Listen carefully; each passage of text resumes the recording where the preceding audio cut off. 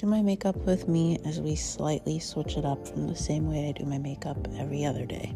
This happened to be a decent skin day, but lately I've been feeling like my under eye circles are getting darker. We're going to mix and match these products for a more natural finish, focusing on color correcting under the eyes. And I started with the Bobbi Brown color corrector in Dark Bisque. Now I always start with a color corrector as the first step, but I realized I wanted to try a different application than I always do because lately it hasn't been sitting just the way I want. And then I remembered, I actually wanted to start with my contour bronzer color. So we're going in with that darker Gucci foundation. That's actually more of my summertime color, if not even too dark in the summertime. And we're going to put that on the outer edge of the face before we put on any concealer or foundation. You can see we're starting on the outer edges of the face, jawline, cheekbones, forehead, and then we'll blend that inward and end up going over it with quite a bit of foundation for a more natural blend.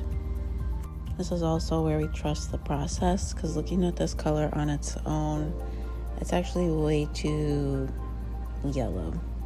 But I already put it on, so we're gonna finish it. We're gonna go along the crease, down the nose for a nose contour and a little more definition. I don't actually like to contour my nose to change the shape necessarily. I just like to add more structure and color. But I don't know if that's me contradicting myself, but we do it anyways.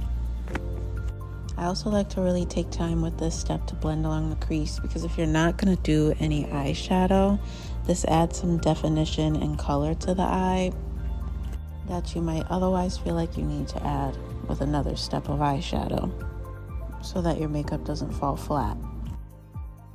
Now we're going to blend in this color corrector. I actually should have done this as a second step, so just pretend like we're now adding the color corrector, and we're just going to blend that out in the areas where it's been applied. Nothing strategic, nothing fancy. Put it where it's needed and blend.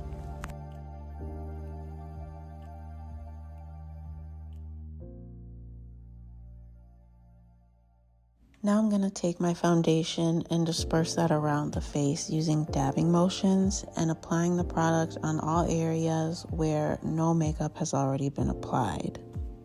I always like to layer my foundation, or any makeup product for that matter, so that way you don't have a heavier look than you're trying to achieve.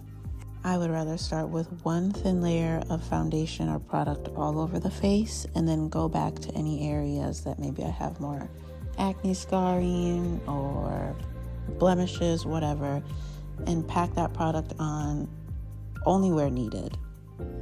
I feel like that's the key to a more natural look. And you can see as you kind of blend, the makeup does really start to come together. I think we all know with any makeup, it's definitely trust the process always, because I was even doubting myself with that darker foundation. Last steps will be a little bit of eyeshadow, powder, and blush. I'm going to take the Studio Fix powder foundation and a denser brush and really just pack that all over the entire face, besides the brows, because those were already applied and I didn't want to smudge them. But I feel like this step is what really makes the skin have a cohesive feel. I also like to stay away from baking and just pack on as much powder as I need, again, to keep up with a more natural look. You don't need a whole bunch of product for your skin to be fully covered up the way that you want. It's all about layering. Now, taking this darker shadow, which is just kind of another brown that's a few shades darker than the original contour bronzer color, I'm going to pack that all over the lid and buff that into the crease. Not all the way up to the brow bone, but right below where we applied that contour color that's under the foundation. This is going to give a little bit of definition, soft, very soft smoky effect, but it still ties together because, again, all these colors are really cohesive. I always blend a little bit under the eye too, just so that way I don't feel, blah. You can skip this step if you like a really bright under the eye, but I just feel like this again ties it all together. I take an even fluffier brush and blend that out even more. Then I'm going to take the blush color that I'll be using on my cheeks and pack that on the lid, just kind of in the inner corners. This step isn't a must, but I feel like it just adds a touch of color and a little shimmer to the eye. And again, applying this color to the cheeks as well ties the look all together. Easiest step is applying the blush all over the cheeks, which is a color called Lovejoy from MAC. This is a really soft color. I feel like you can't necessarily see it when you're applying. You just subtly see that color build after a few swipes. So I really like to dab and then step back and take a look to make sure I'm not getting carried away.